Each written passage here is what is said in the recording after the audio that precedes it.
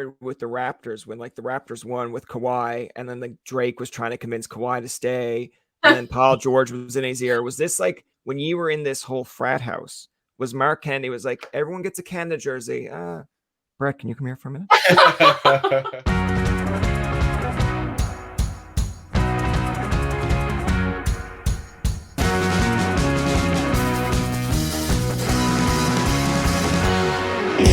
Ask you both because you both started curling at a young age. I believe doing a bit of research. Brett, you started at 4, and Jocelyn, you started at 5. That's what Wikipedia told me. You tell me I'm wrong, that's cool. But what got you into curling? Because I'm here in Newfoundland. I've tried hockey, tried soccer, not for me. But somehow I got into bowling. So I feel like it's equally as cool when you go to school and be like, hey, I'm a bowler. Oh, yeah, I'm a curler. Yeah. Hockey players are like, all right, we know 2 people we're not inviting to the frat party. So, yeah, tell me a little bit about how you both got into curling.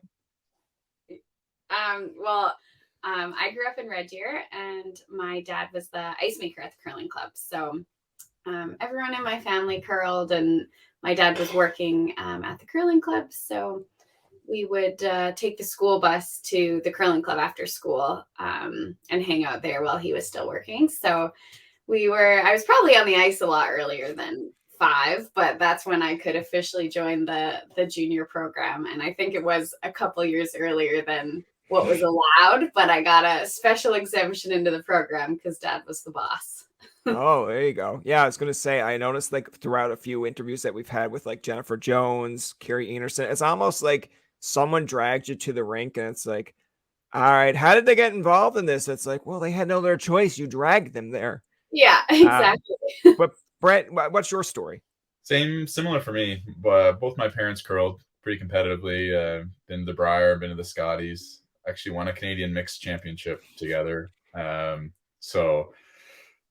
the same thing. I was just kind of spent a lot of time at the rink when I was younger, and my grandfather took me to the rink a lot when I was a kid because my parents were still competitively curling themselves. So he was kind of my first coach and kind of made me fall in love with the sport, and stuck with it ever since. So it's definitely a family connection for me too. Now, were you both like, I know when you start off young, were you both like still kind of interested, or were there times where you're like, okay, my God, this sport is not for me? Like you had a side interest and you're like, maybe I could go down this road. Like, were you ever having crossroads of like, hey, this sport's really cool too? Because I know Jocelyn has like, some baseball, softball experience there. And I'm just curious, was there ever a second chance of saying like, no, I'm out of curling? Not for me. Like I don't know. I was passionate about curling forever. I think my parents tried to put me in skating and hockey to give me a variety of some choice, and I wanted no part of it. So I pretty much was dedicated to curling from a pretty young age, and I just loved it. I'd watch it on TV when it was on. I'd throw curling rocks on the floor and things like that at home, and I was kind of, I've played some other sports growing up. Like I played a bit of soccer and golf, and parents tried to put me in t-ball and baseball, but I really just a variety. Yeah, but I was really only ever passionate about curling, so it was kind of a one-sided mind, I guess, when it came to that. I feel like you go into like a child's room when they're smaller, they have like hockey posters up. You go into your room, it's just to like, who are all these curlers? You're just like, this is my passion, man. This is my passion. Yeah. But Jocelyn, like I know you have prior experience with, I believe it's, 2 silvers in baseball in like the Canada Summer Games. That was interesting to find out. I'm like, can you stop being talented? Can you just stop? But like, was that ever something that kind of crossed your mind at points where you're like, I'm really good at this, and then someone's like, but you're really good at curling. You're like, thank you, but I can do both. Yeah, I don't know. I would say I wasn't quite as set on curling at a young age as Brett was. I was more, playing it because my family was there and I was kind of forced to. But like in middle school and stuff, I played all the school sports and wasn't, I guess, 100% set on curling until probably like 13, 14, but I was still playing school sports, and then softball in the summer. So it was kind of a nice balance, because pretty much as soon as curling season would end, we would transition into softball season, and play that pretty much right until curling season would start again. So it was kind of, those were my two main ones that kept me busy and active in sports kind of year round. Do you think, it's kind of an interesting question, I guess, for both of you, but like, you have parents out there that once hockey season's done, they put their kid in like summer programs of hockey where it's just constantly hockey, hockey, hockey. But I think it's interesting because I think even Wayne Gretzky said like he played hockey during the hockey season and then played softball or baseball in the summer. But like, do you think it's good to have like kind of a variety of sports to kind of get your mental state away from one? Because I can imagine if you're a young kid and your parents put you constantly in the same sport, you're like, if you love it, fine. But I feel like having a little bit of separation or downtime, it's like you can go right back into it then in October and still love it, compared to like, I don't know, you played curling right from say January right till January next year. I feel like there's a part where it's like, oh my God, just let me have a little bit of a break. But what say you? Yeah, like I think it was really beneficial for me. Part of it, like physically, you give, those curling muscles a bit of a break, especially if you're a front end player. And we play a sport that's so lopsided with our legs and then so lopsided with our arms. So it's nice to have a break. And then obviously I play softball and still throw with the same arm that I'm sleeping with. So it wasn't really giving that shoulder a break, but some, like, a lot of differences in the physical skills required, which was a good balance, I think. And then mentally, I think it was a huge benefit for me to, challenge myself and challenge myself to, be strong and physically competent at two different sports, and maybe give myself a little bit more of a purpose, I guess, that I'm not just putting all of my eggs in one basket. And, if you have a bad season or a bad event, there's maybe a little less pressure when you have, other activities that you can play, and things that give your life purpose, and friendships that you have in both sports. Yeah, that's fair. I want to ask you now, you guys have gone to the Olympics, one with Team Jones, one with Team Gushu. Jocelyn obviously went with Team Gushu and Brett went with Team Jones. Imagine if people are like, is he that clueless? I'd be like, sometimes. But I want to ask you, because, these are two big names in curling with a lot of accolades behind them. But like, tell me a little bit about your Olympic experience. I know it's different because it was kind of like a bubble, but tell me like what you taken out of it because it was your first time there, and just like what they kind of helped you with. Because I find it was interesting because I know there may be similar demeanors with both, but when we were interviewing Jones compared to Gushu, I found Jones was almost like, yeah, we're so excited for Jocelyn to have her first experience. Like, we're just going to let her soak it in. And Gushu's mindset now, again, nice fella, but I felt like he was like, when we get there, there's no visitation. It's locked down. We're going for gold. And I was like, all right. I hope Brett and Jocelyn can text each other. God, like the way he was making it sound was like, there's no. And I was like, but tell me a little bit about your experience, like I guess the mental factor or the mentorship of those two. Yeah, it was like, I think obviously it was a unique Olympic experience with the pandemic and everything. For us, it seemed to be a really long lead up into when we could finally curl, because the two of us started isolating from the rest of the world around Christmas time. And then our teams gathered in early January and isolated for 3 weeks before the Olympics. And then you travel over there and you're still sort of isolating from other teams and other athletes to a degree. And like, all in all, it wasn't just the 2 weeks of the Olympics in China. It seemed to kind of stretch on for about 2 months. So it was, I guess, even maybe before the event even started, we were almost, I wouldn't say fatigued, but mentally you're just like, okay, like you're just itching to get started, and you're kind of like, okay, I've been waiting so long for this to get going.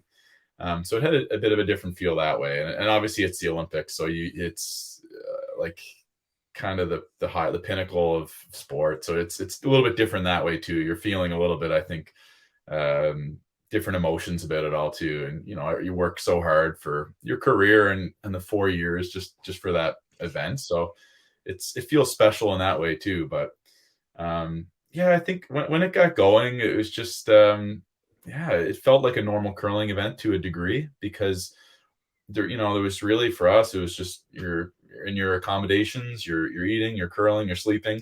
So it's similar in that sense too. But then on the other hand, it still is the Olympic Games, and there's a, I don't know, uniqueness as well. But yeah, we our biggest, I think, hurdle was maybe the ice conditions, and it took us a little while to get really comfortable with those, and maybe we never did get completely comfortable as some of the other teams were, because some of the teams were playing their A level of game, and we just never seemed to get beyond our B plus sort of level of play, and that's kind of why we ended up with third place. It just we never quite got our A plus game from all four of us at the same time, and they did.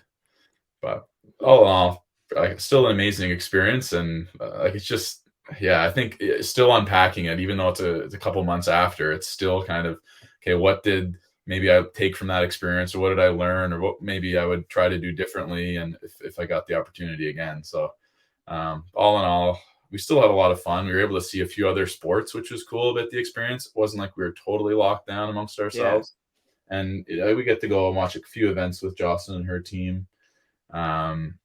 But yeah, like that was cool as well, because I think as you go to the Olympics, you're part of a bigger Team Canada, and it was nice to still have the opportunity, even with COVID and all the precautions, that we were able to cheer on some of our other athletes that were there competing, and take in some sports that I've never seen in my life firsthand, to see the best in the world do them. That was special. And Jocelyn, what was your experience like? Yeah, like you kind of mentioned, Jen, was all about kind of the whole Olympic experience, and I knew that going into it, even before the trials, and they've shared lots of stories about their experience in Pyeongchang. So I knew that she was going to be, all about that for me, and making sure that I enjoyed the whole experience. So yeah, we tried to do as much as we could in the time that we had there before we started the event. See as many sports as we could, and meet as many of the other athletes from Team Canada. And then, once the event started, similar to Brett, like we don't normally really see each other if we're competing in the same event. Like at the trials, I don't think I ever saw him, where we kind of keep to ourselves, and you're napping between games and treating it just like any other event. Just a few differences, with the transportation and that kind of stuff.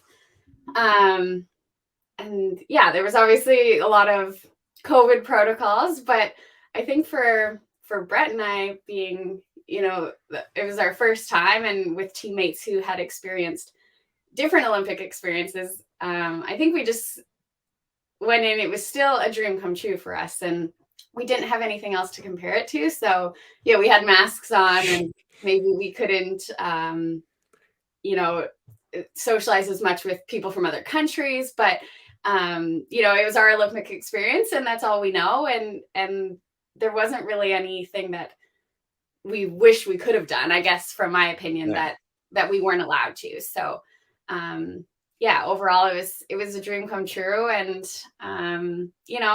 like Brett said, still unpacking, I guess, the disappointment of the result there, but the event overall, and just the environment and everything we got to be a part of, was just, something I've dreamed of for a really long time, and it definitely lived up to it. Now, I want to ask you, because I know, like, obviously there's pros and cons of everything. Like, you look back at it years later and you'll be happy with the experience, maybe not happy with certain results, but like, I am curious, how would have you felt if Jennifer Jones was like, I like what Team Gushu's doing. They're doing this whole frat house experience where we live all together in a house for a while.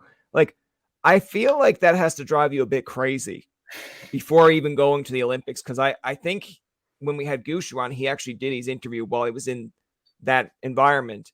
And like, I heard someone yelling out, and then I was like, what's going on in the background? He's like, they're very competitive. I was like, oh, no shit. Like, Yeah. what are you talking about? You're competitive just as well. But like, it has to be somewhat fun at the beginning where you're like, oh, cool. Like, you know, it's like we got a house to ourselves. But then I feel like after like the third day, it's like, all right, who left this out? It's like, I can't believe I didn't know this about you. Or it's like, dude, I go to sleep at 8:30 reading, and you like to like listen to like comedy sketches until like 11 at night. This is not working. Were you having those moments? I feel like I have a group of friends where I feel I know them well enough.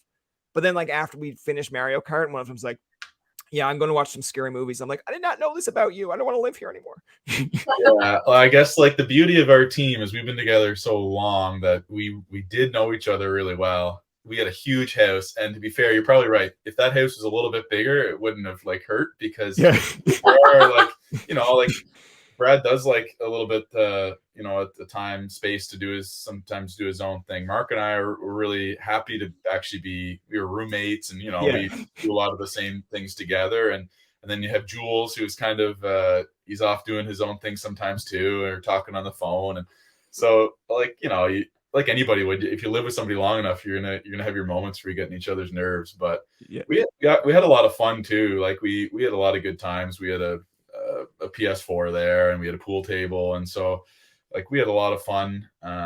It was just, I think, all in all too, like it's a long time away from family, and guys catch up with their kids, you know, across the country, and so yeah, like was it ideal? No, but like at the time we were like, we need to get to the Olympics healthy and safe and in there. It's like, this is all great, but if one of us tests positive in these 3 weeks, and it's like it sewers our team. Yeah.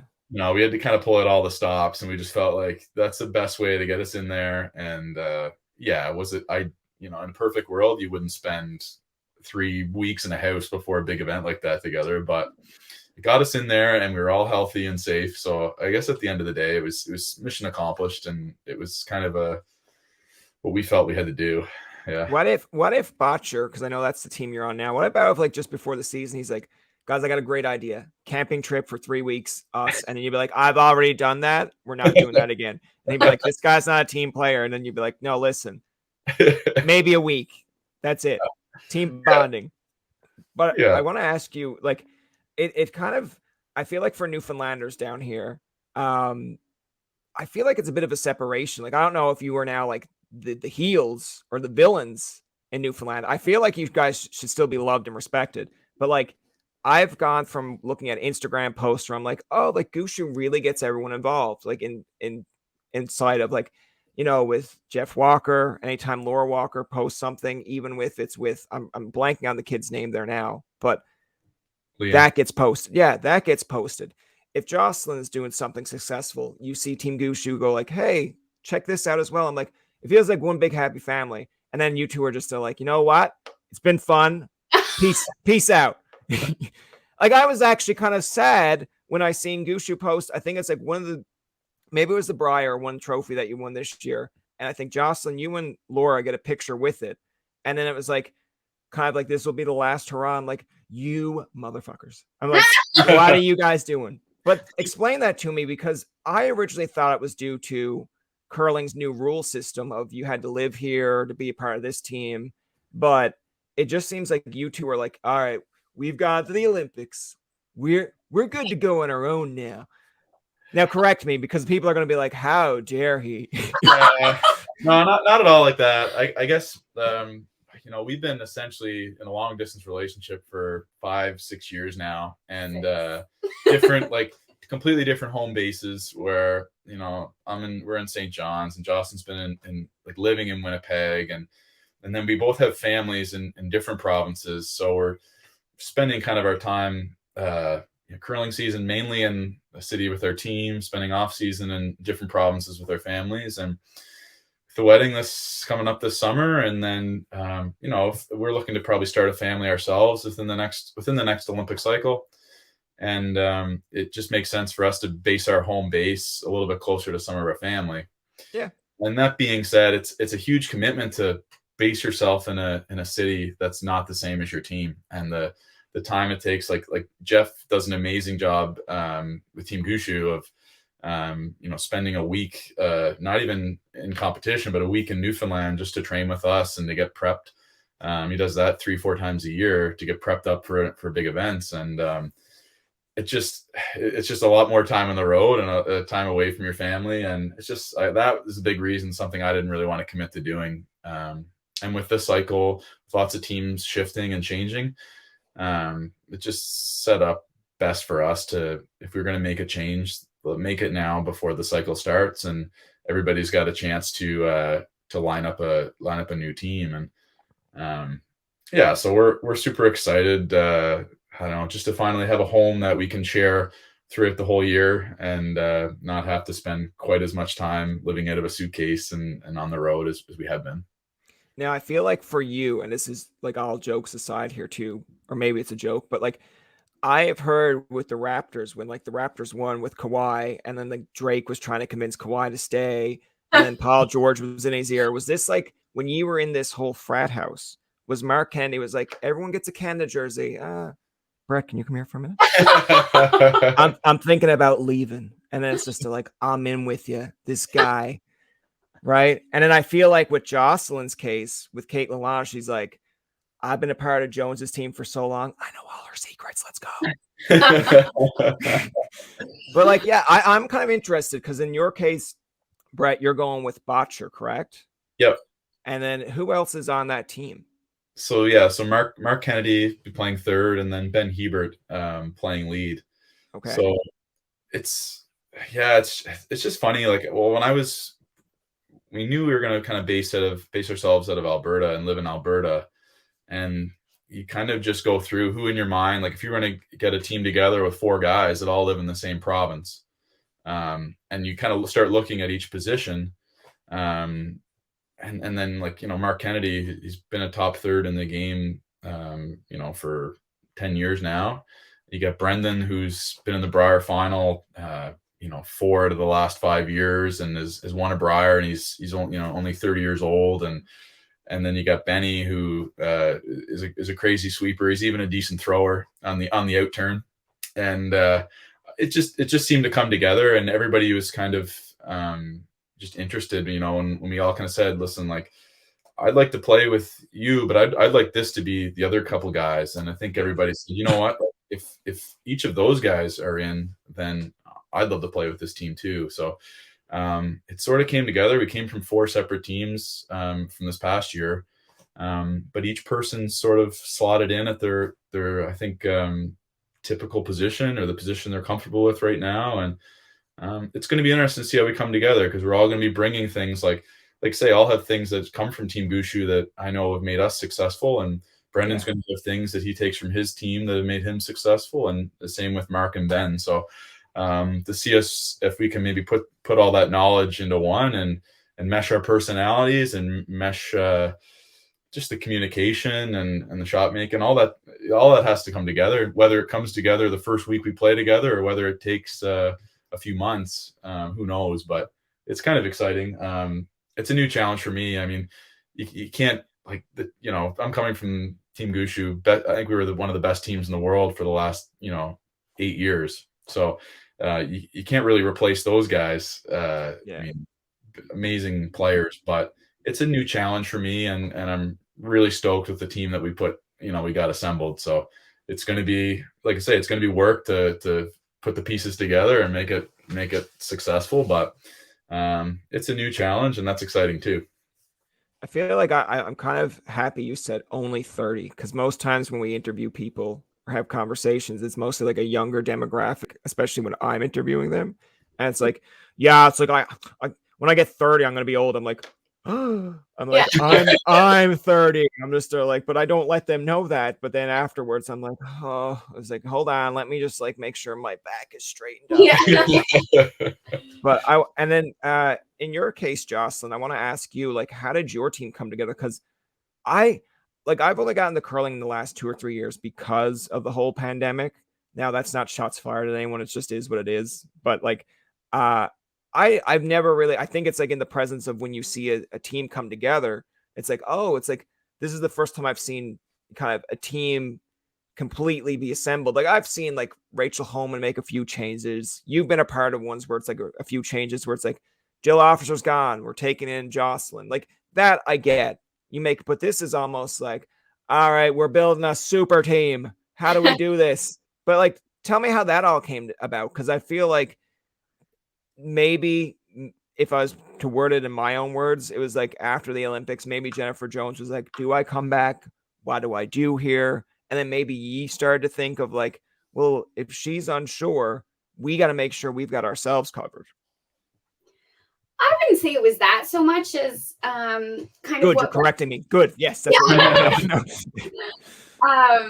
you know, when we decided that we needed to be closer to one of our families, you know, his family's in PEI and mine's in Alberta. So from a travel and logistics standpoint, Alberta made the most sense. But unfortunately with my current team, you know, we had 3 of us living in Manitoba and 2 in Ontario. Dom was retiring no matter what. So choosing to move to Alberta kind of meant that team, as the rules are written now, wouldn't be possible.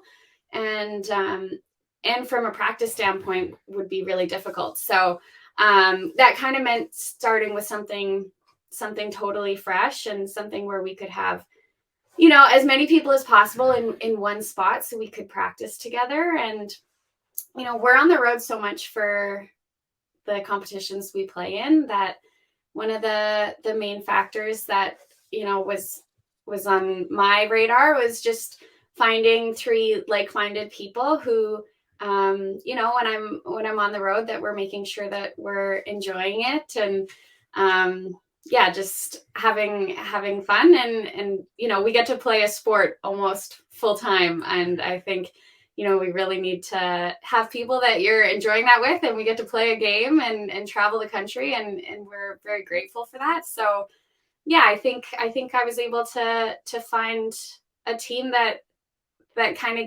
checked all those boxes for me. And obviously everyone on my team is super talented. And yeah, it worked out that the 3 of them are right in Winnipeg.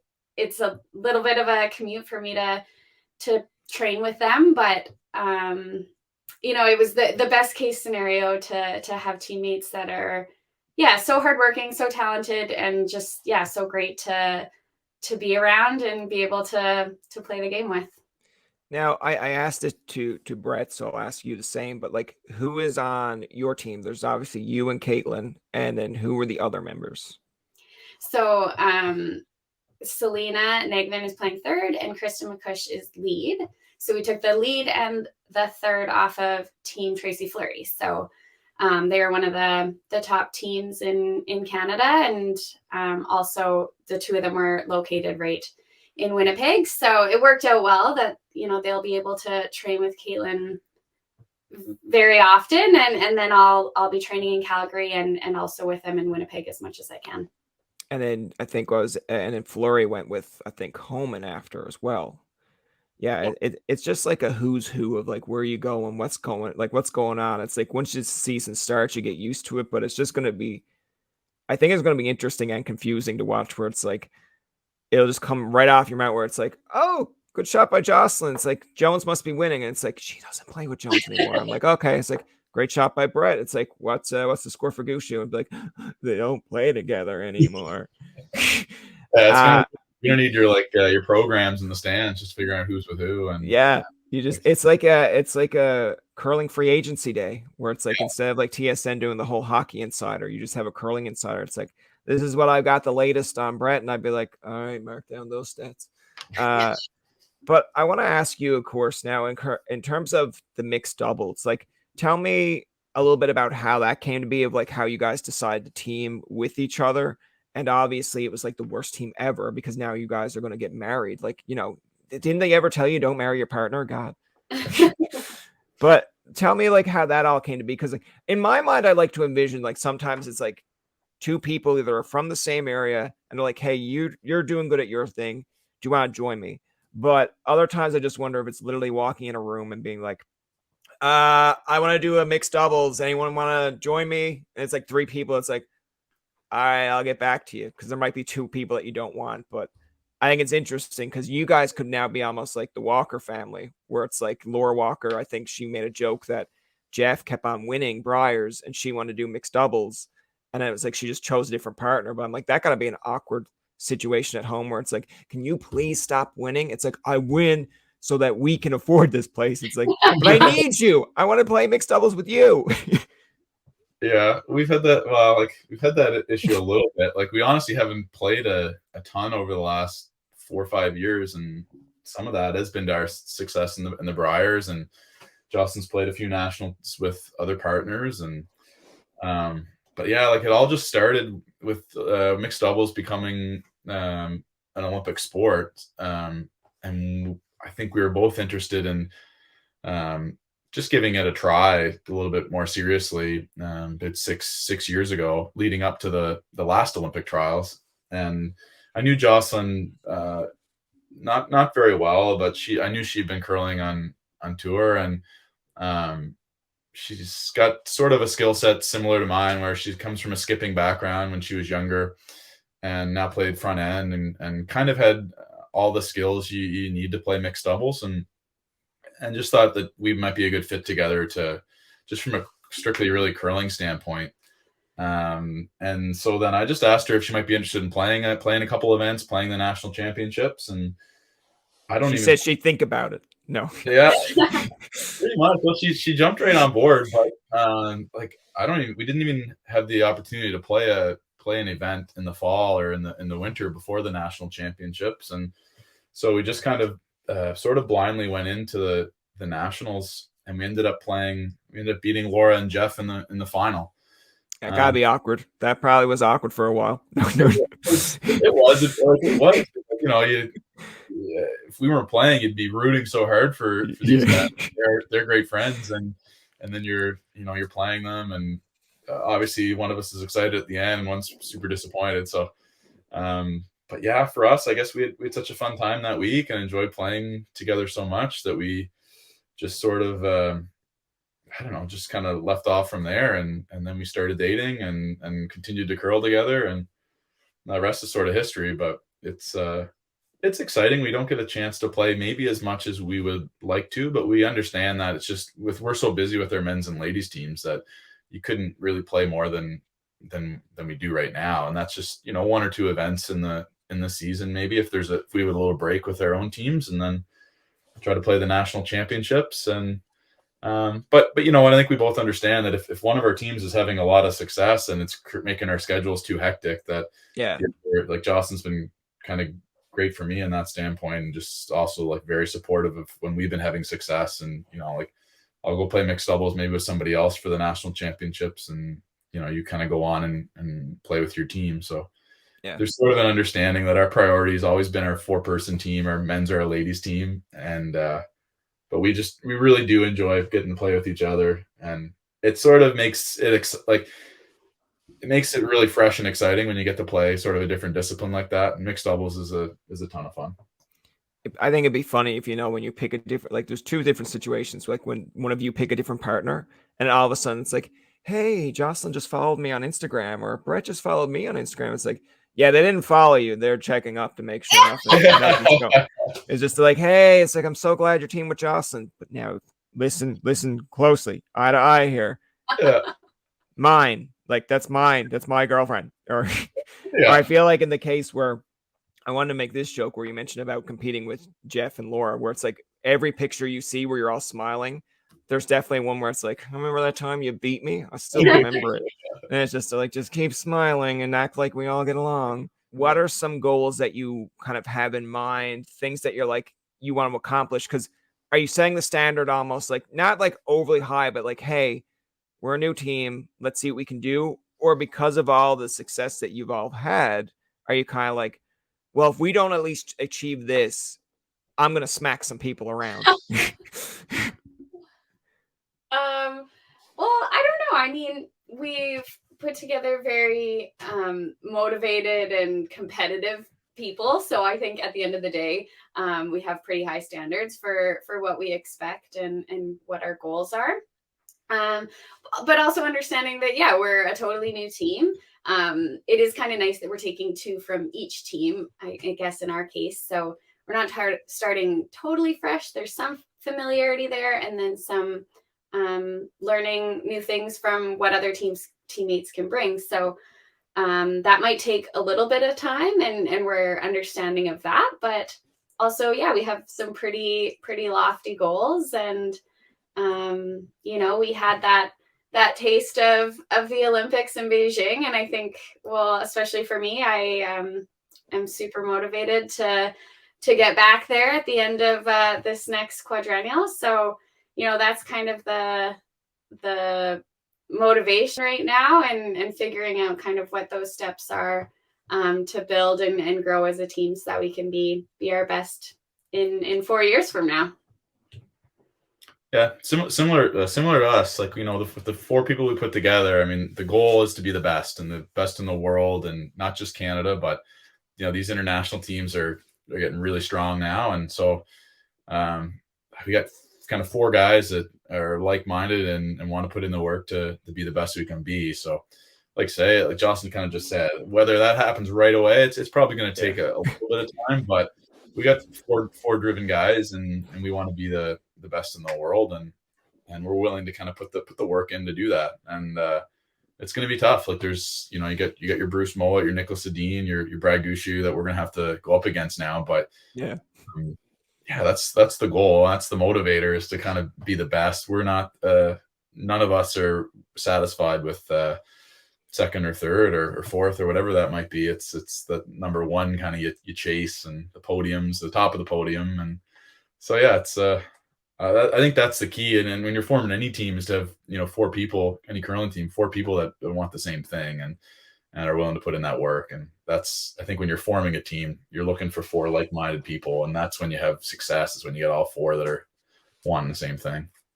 I'd be like, just to kind of to make light of it, I would be super, maybe like a mental kind of mind blown, I guess, is if I was in curling and it's like a gold medal game and the guy really just wants second. Like, that's his whole career, is just to always have second, where it's like, like, it's fine because in other sports you probably don't pick up on it as much, where like you literally hear your competition talking about your shots. Imagine if like it's the guy who really loves second. That's his career. He wants to be the most second guy ever. And he's like, all right, like, don't make this shot too hard now, because if you don't make it, we get second. And you're just like, is he trying to throw me off, or is he really committed to second? And then when you win second, you're there with like the Brier or Champions Cup or whatever. And he's just like, we did it, guys. We got second again. You're like, I don't know if he's still playing mind games for next year, or if he's really happy he got second. I'd be like, I think he's just happy he got second. It's funny though. Like, I mean, you do see different levels of commitment amongst players and amongst teams. And sometimes that's by choice. Sometimes it's just by life, whatever's going on in their lives. But it's all about priorities, I guess, to a degree. And some people, I don't know, I think they really are pushed to a different level. And it ends up coming out on the ice. In my opinion, I just think if you're willing to leave kind of every stone unturned and put in, every bit of effort, and try to work towards improving your weaknesses, whatever it might be, then you're gonna get close to the top. But I think some people might back down a little bit at that challenge. And if you get 4 people that are willing to kind of try to climb over those barriers, or try to knock the walls down, then that's the first step. And I think that's the key, is to assembling a team like that. We had that with Team Gushu. Like, there's no question about that. Everybody was willing to put the time in, put the work in. And I think our Team Bottcher is going to be the same way in that regard. Does it always lead to being the number 1 team? Obviously not. You got 4, 5, 6 other teams in the world that are trying the exact same thing. But if you don't have 4 guys like that, it makes it a heck of a challenge to get there. Yeah, my biggest weakness is I have no strengths. So I'm that's like when you go into handshake line, you're like, good game. You'd be like, do you know what Brian's weakness is? Yeah, he has no strengths. I'd be like, where did you hear that from? That's awfully rude of you. I'd be like, no, he literally said it in the handshake line. It's like when we were playing Mario Kart with my friends. Like when I'm playing Mario Kart by myself, I'll finish like first or second. And I'm like, good job, Tobin. But then by the time I have like 4 or 5 friends in, I finished like third, fourth, fifth. I'm like, all right, I'm still good. But then when you do like the whole world circuit thing where like everyone across the world you can play against, I'm like, oh my God, I am in 12th. I'm like, I am losing to kids that are like 8 years old in the States. I'm like, this is not good for me in terms of like mentally, physically, emotionally. And then I just give up and I'm just like, all right, I know my limits. I want to ask you too, like obviously with mixed doubles, like again, when you team up two different curlers, most times it's like, all right, you got to find that chemistry. I do think it's interesting because once an event is over, like say with Homan or Morris, they're going on their own different ways. They're still buddies. They're still friends. I'd like to think so. I'm sure like in a secret room somewhere, it's like, I can't believe that made this shot. It's like, I didn't want him to make that shot. It's like, all right, just let it go. But you got to go back and live with each other. Is there moments? How do you separate that from where it's like, Jocelyn, I told you to make this shot. It's like, Brett, I seen this shot and I was taking it. It's like, don't you raise your voice at me. It's like, we're supposed to go to McDonald's later. We can't argue. I think like, I don't know. I think the hardest part is you kind of, you want to win for the other person more than that. Like I'm never mad at her for missing a shot. I'm usually more mad at myself for missing a shot that would have put her in a better spot. So that's the toughest thing is like, yes, you want to win for yourself and for your country or whatever. But when you have such a strong connection to your teammate, that makes the kind of the losing I think that much tougher. At the same time, at least, we can, we're comforting with each other. Like, we understand ourselves well enough to be there for support and to, when the games get tough. But, when you're playing with when somebody you love and you care about that much, I think, it almost makes it just that much more meaningful and puts a little bit more pressure, I think, on yourself when you're trying to win for that other person too. So you got to kind of manage that a little bit. Yeah, that's fair. I feel like I was going to ask you this because I know recently you guys are engaged and you mentioned about a wedding. Like, I don't want all the details, obviously, because it's not that type of podcast. I mean, there's a podcast out there. I'm sure some are called like Wedding Curlers, and you can go on that one if you want to talk about that stuff. But it's like, I just think it would have been like a hallmark moment where it's like where you both went to the Olympics, you were both getting ready to the Olympics, and then they were giving you like the medals where you just went down on a knee, then was like, all right, marry me here, and be like, he's putting you on a spot there. You got to say yes. If you say no, it's like, he's got gold, but he came up short with silver in this one. And it'd be like, can you not broadcast my proposal, please? But I want to ask you, with all that, like, tell me a little bit about now, you mentioned about a wedding, like how are you going to function a wedding, get ready for the curling season?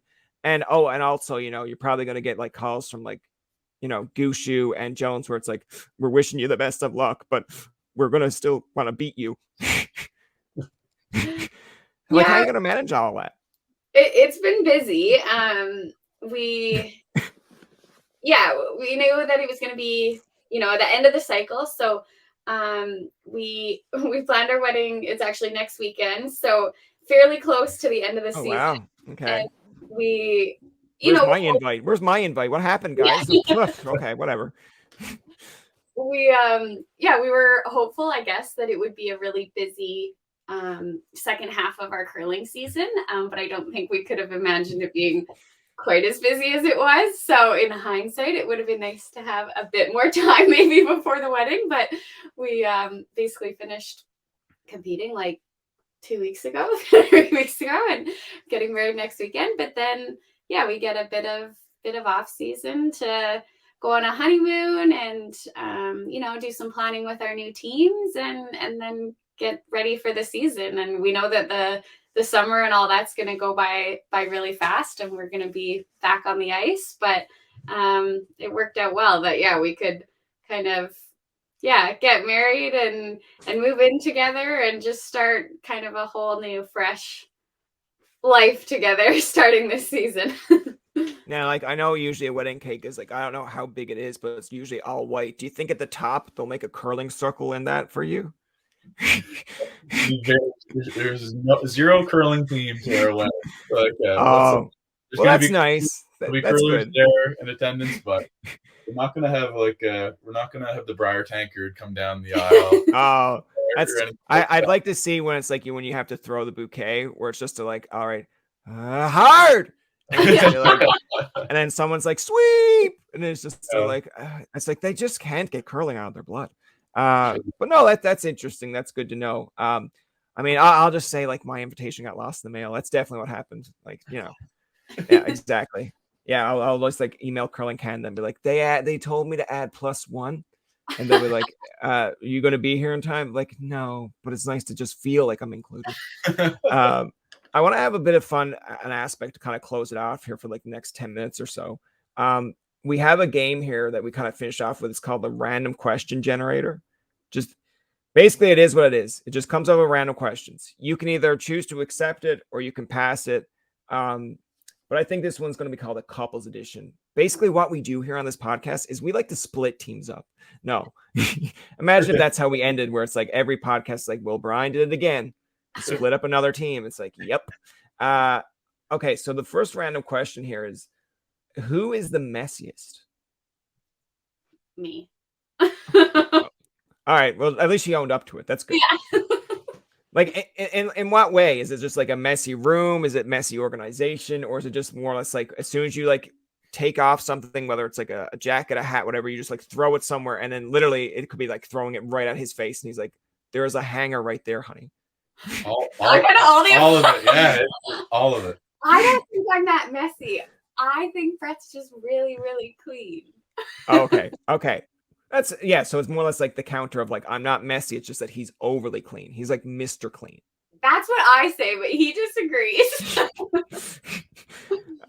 Yeah, that's fair. You know what, Brett? No, that's good. Just stay silent. You don't want to retaliate. I know what you're trying to do here. So I'm not going to fall into your trap. Yeah, no, that's good. That's why I was helping you out. I just said, don't say anything. Who do you think has the better choice of music? Oh, it's really similar. Like, well, we both like Me.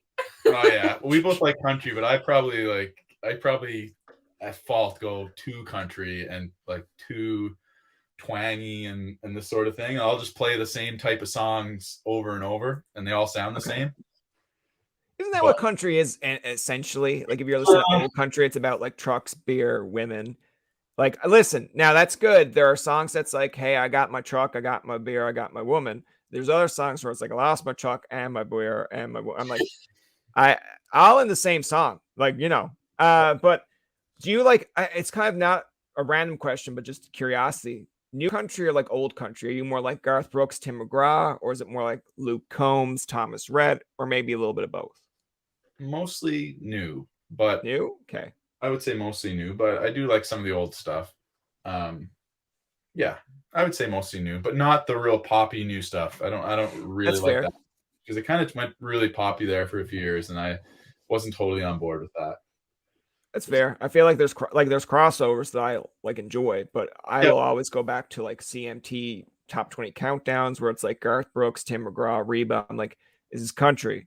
I'll listen to other ones. No offense, like Luke Combs, Thomas Rhett. I'm like, I don't know how long I can listen to Thomas Rhett and Katy Perry. I'm like, Katy Perry is not country. I get you're going for the cross brand, but I can't, because you're not, let's put it this way. You're not going to see that song on like a pop countdown. It's more or less Katy Perry entering country, not Thomas Rhett entering pop. But they don't get that. I don't understand. I've told Thomas plenty of times. I text him like, it's not good for your career, Thomas. And he's just like, who are you? I'm like, it's Brian. I want to ask you guys for another random question here is, who do you think is more stressed out about the wedding?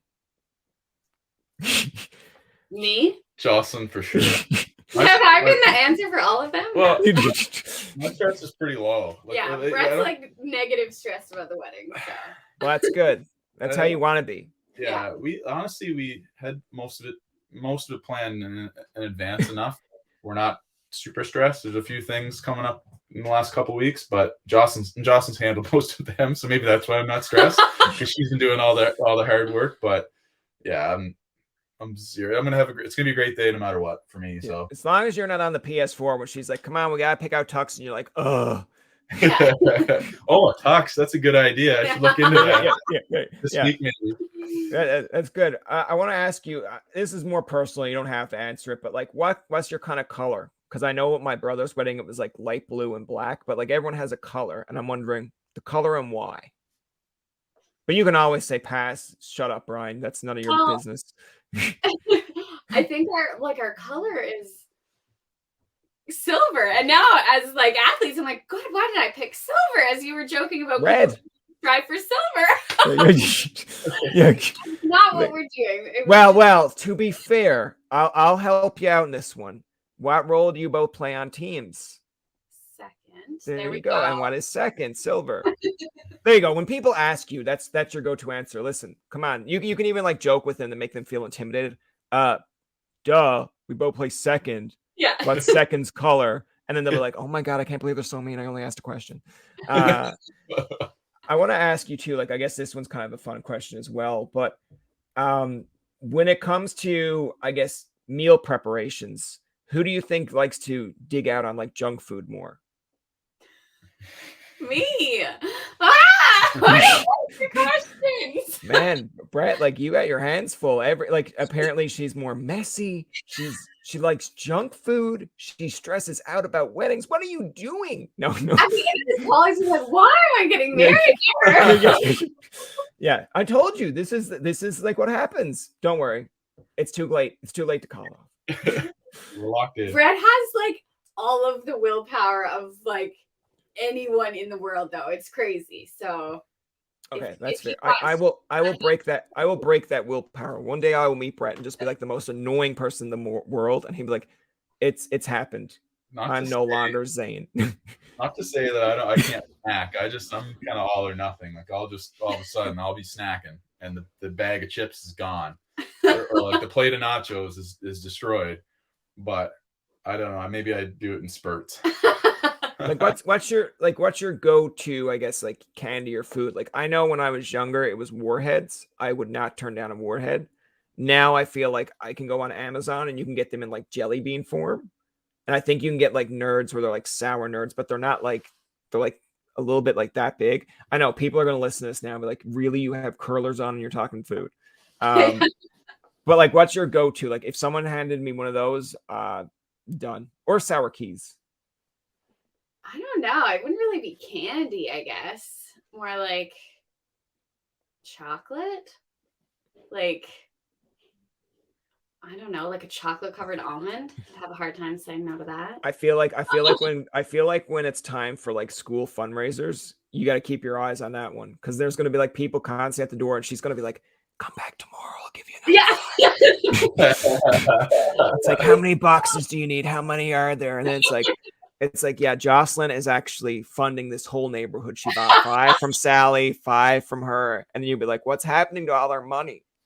Girl guys are here again. Yeah. Yeah. I feel bad like when they come to the door and they're like your neighbors, but we've got like 4 or 5 in the neighborhood where I'm just like, I'll get 2 from you, 2 from you, 2 from you. But I feel like they should look at that and be like, oh my God, we're actually making sales. But I'm sure they go back to the meeting and it's like, he's not loyal to any one of us. Like, like, just be happy I bought some. I want to ask you too, in terms of like, I guess, favorites. What is like your maybe all-time favorite movie? Oh. We have very different tastes in movies. It's fair. Brett likes a lot of like gun violence and things like that. I like rom-coms, things that make you happy. But I don't know. Is there a crossover for that? I was gonna say like Fast and Furious, but I don't feel like that's really rom-com-y. No. Maybe if you're like really into like, at was it like the Charlie Puth song "See You Again"? Maybe you get a little bit emotional when you realize that the guy's passed. But what would be like? I know you said rom-com, more action gun, but like your go-to. I like I mean, some of the Batmans are like awesome, or some of like I don't know. I like a good heist movie too, like a Ocean's movie or something like that. But I don't really have a favorite per se. I'm somebody I like to watch a movie once and then I don't go back and watch it again. Like I'd rather watch something that I've never watched, even if it's not as good, than watch something like 10 times. So I guess that way I don't really maybe get favorites as much. That's an understandable reason. What do you think, Jocelyn? Are you going to make him like watch double movies and he'll be like, "Oh my God, no"? Yes, there's we've barely watched the same movie twice. I don't know if we ever have together. Wow. But Okay. if I'm on my own on the road, or like, you know, I've watched The Notebook a lot, or like some sad romantic movies quite a few times. The Notebook's the only one I can think of right now. It seems silly to say that that's my favorite movie of all time. I don't think that's true. My go-to is Mr. Deeds, but it's the story. It's because when I had like a stroke or seizure when I was like 12 and I was in hospital, it's so funny because they gave you like a double room and my class went to Bell Island. I didn't get to go, but the kid next to me was from Bell Island. So I was like, someone up above was like, yeah, you got your trip. And then he left and I was like, by a room to myself, and it's like 2:00 in the morning. I didn't have a view. I don't know if you've ever been to like the St. John's Hospital down here, but you can actually see a view of Munn campus sometimes, but I was not on that wing. So it was like 2:00 in the morning. I'm like, I'm sad. There's nothing here to do. And no one had bothered to help the 12-year-old get to the remote. So the remote is over somewhere else. And TBS was putting on like Mr. Deeds. And I was like, I guess I'm watching Mr. Deeds. I'm like, and then I just liked it. And then now it's like my go-to happy movie, sad movie, whatever mood movie. But I know there's people that will debate like Adam Sandler movies. These ones are good. These ones are bad. I'm like, for the time that I was in, this movie helped me through it. But it's either that or like Coach Carter. Coach Carter gets me amped up to do things that I shouldn't. Like I'm going skydiving today. And then when I get out, I'm like, damn you, Samuel L. Jackson. Yeah. Was not ready for this. To kind of clue it up, I want to ask you, because we went through your curling career. We kind of went through a little bit of the fun aspect. But like all in all, what are things that I guess like you're motivated to keep going with in curling? Like obviously it's your career, your passion, but like what are some things that are like on your bucket list that you're like, I know we either did this already, I'd like to go back to do it, or things that you're like, man, I want to accomplish this. I know it's hard because you have accomplished a lot, but I feel like there could be something where it's like, I've never finished second and I really want to finish second this one time and be happy about it. No, I don't think it's anything like that. It's like, like want to get back to the Olympics and win an Olympic gold medal, or, I want to win a Scotties championship with this new team so bad. There's lots of stuff like that. That's like, top of the podium stuff that like motivates you. And I think if you didn't have goals like that, then maybe we wouldn't be committing as much to it. So it's definitely, kind of ultimate championship stuff that's still on the bucket list.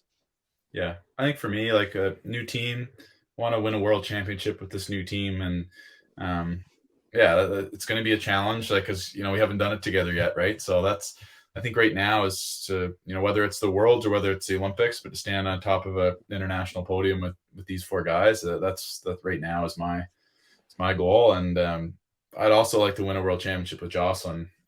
Whether that happens soon or later, like that would be cool too. So I think it's winning. I don't know. I just hate losing, to be honest. And winning's the ultimate motivator for me. And I think Jocelyn too, but I don't know, we're highly competitive, whether pretty much anything we do, it's competitive, whether it's a board game or whether it's it may be working out or curling or golf or whatever it is. Like we're competitive people. And he handed me the same weights as him yesterday and told me I couldn't do it. So I had a very hard workout yesterday because I was like, I have to do it.